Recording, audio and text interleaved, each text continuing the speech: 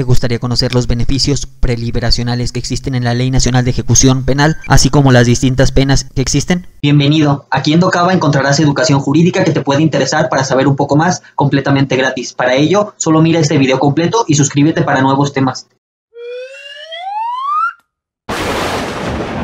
Suscríbete a Docaba.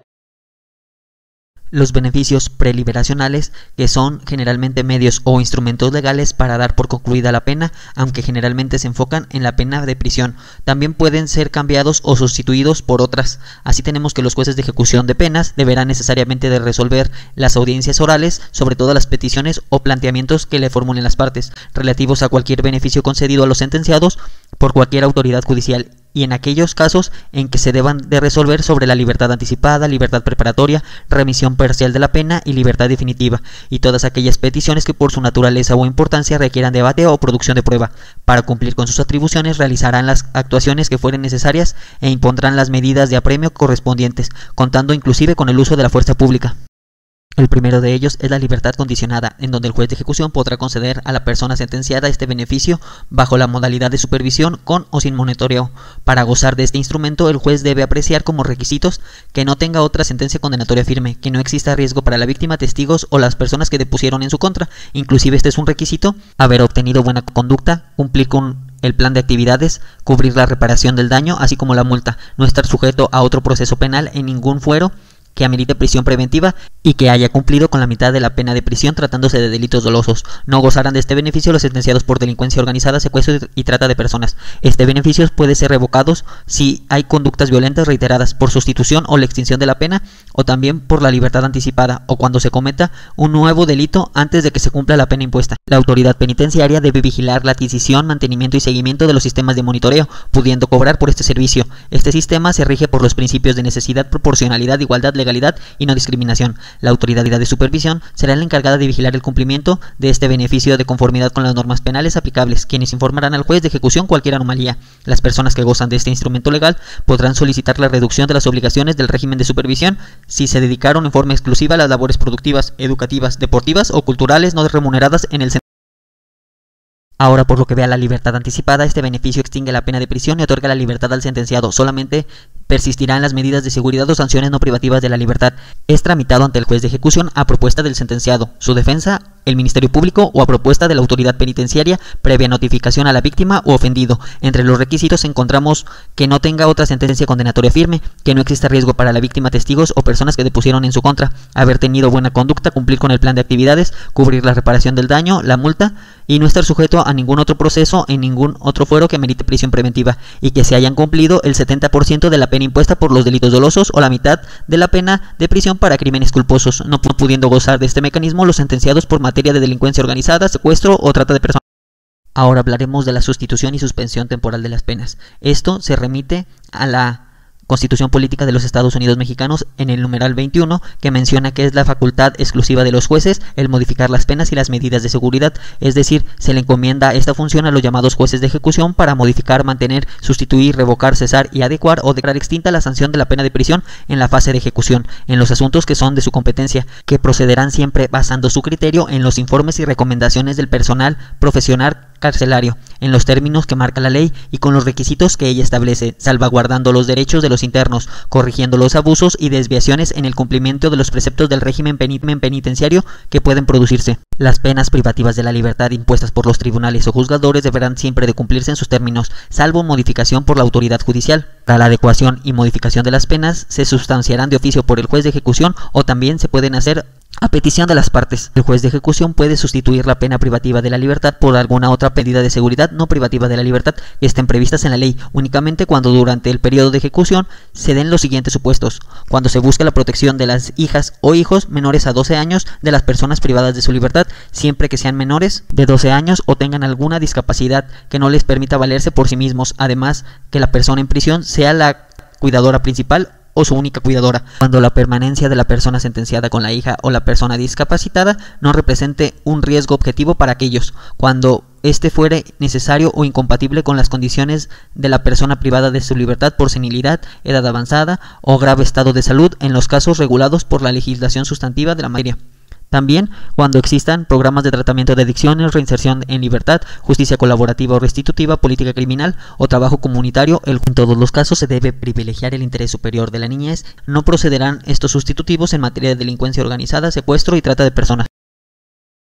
Sanción pecuniaria, que comprende la multa a la que se debe de notificar al sentenciado para que pueda cubrirla, en forma total o parcial, o puede sustituirse por trabajo a favor de la comunidad. También se puede establecer su pago en parcialidades en una institución pública o institución financiera que corresponda según la ley. Cada jornada de trabajo diario en favor de la comunidad saldará un día de multa. Igualmente, la multa sustituirá la sanción privativa de la libertad. También tendrá la misma equivalencia, es decir, un día multa por un día de prisión. Las multas no pagadas adquieren el rango de crédito fiscal líquido y exigible para su cobro, pudiendo hacerse efectivas en el procedimiento administrativo de ejecución. Otra pena es la pérdida o suspensión o restricción de los derechos de familia. Cuando se trate de esta sanción, el juez de ejecución le notificará al Ministerio Público para que inicie el trámite ante el juez familiar correspondiente, quienes informarán del proceso al juez.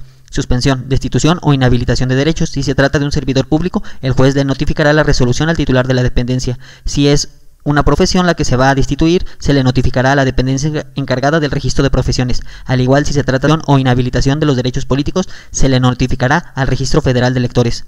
La suspensión o disolución de personas morales, una vez que es decretada o que es disuelta, se notificará a la persona moral afectada para que cumpla con esa sanción. Al igual, tiene que ser comunicada al titular del Registro Público de la Propiedad y del Comercio. Durante la suspensión, la persona moral afectada no podrá realizar trabajos o cuestiones ni contraer nuevos compromisos. En el caso de la disolución, el juez designará liquidador que corresponda para los nuevos compromisos en base a la ley. Sobre este caso es importante referir que el juez puede escuchar a los socios, asociados, administradores, trabajadores, interventores o acreedores con el fin de salvaguardar sus derechos. El trabajo a favor de la comunidad consiste en la prestación de servicios personales no remunerados en instituciones públicas, así como de carácter educativo o de asistencia social, ya sean públicas o privadas. Nunca se realizará un trabajo denigrante o humillante. El trabajo se realizará bajo los convenios de la autoridad penitenciaria. Además, es importante mencionar que si dicha pena no se cumple, la persona puede ser reaprendida hasta que la pena quede compurgada, descontándose solo las jornadas que haya laborado, correspondiendo un día de reclusión por cada una de la jornada laboral.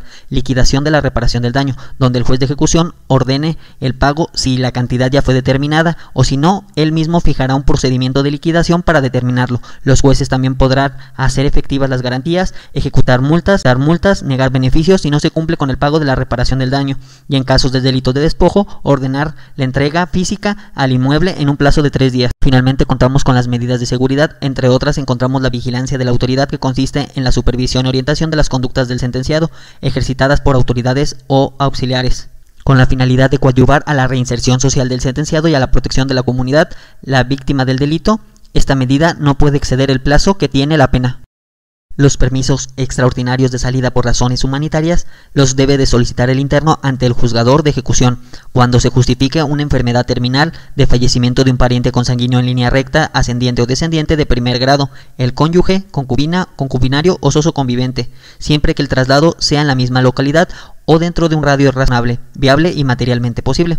Puede ser otorgado hasta por 24 horas contadas al arribo del lugar en el que se le fue concedido el permiso, en base a las condiciones de vigilancia, monitoreo o seguimiento que establezca el juez de ejecución. Esta medida no aplica para las personas sentenciadas por delincuencia organizada o aquellas sujetas a medidas de seguridad especiales. La violación de las condiciones u obligaciones por parte de la persona privada de su libertad tendrá como consecuencia su revocación y reaprehensión inmediata, sin menoscabo de las sanciones a las que pueda hacerse acreedor en los términos de ley.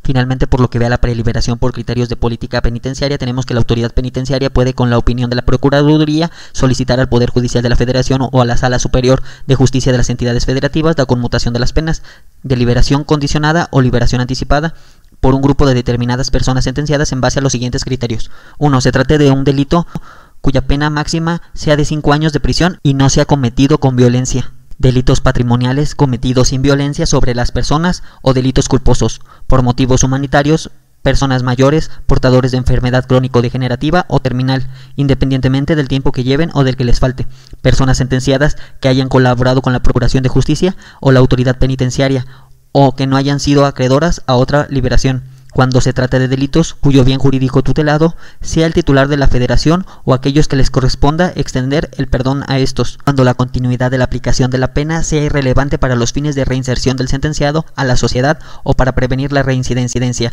No se puede aplicar estos criterios en los casos de delitos contra el libre desarrollo de la personalidad, trata de personas, delincuencia organizada, secuestros, ni aquellos que tengan prisión preventiva oficiosa de acuerdo a la Carta Magna. La solicitud debe de ser realizada en base a criterios objetivos de política criminal penitenciaria, criterios humanitarios, el impacto del abatimiento de la sobrepoblación de los centros penitenciarios, así como el número total documentado de los casos a que se van a beneficiar con esta medida. Una vez realizada la aplicación, cualquier persona que no hubiese sido contemplada, que considere estar en los parámetros establecidos, podrá solicitar al juez que se le considere y el juzgador debe de valorar su caso pudiendo concederle o negarle la solicitud. Todos los que quieran beneficiarse del momento deberán pagar la reparación del daño antes de que se pueda hacer efectiva o realizar la caución suficiente para cumplir con dicha obligación. En ningún caso la persona sentenciada potencialmente beneficiaria de esta determinación o de este instrumento podrá permanecer en prisión por motivos de escasez de recursos económicos, para lo cual podrán aplicarse los mecanismos alternativos de solución de controversias o procedimientos de justicia restaurativa que correspondan. Este derecho se debe de privilegiar por parte de los defensores. Sin más por el momento, te dejo aquí el siguiente video en donde analizamos la Ley Nacional de Ejecución Penal. Por su atención, muchas gracias.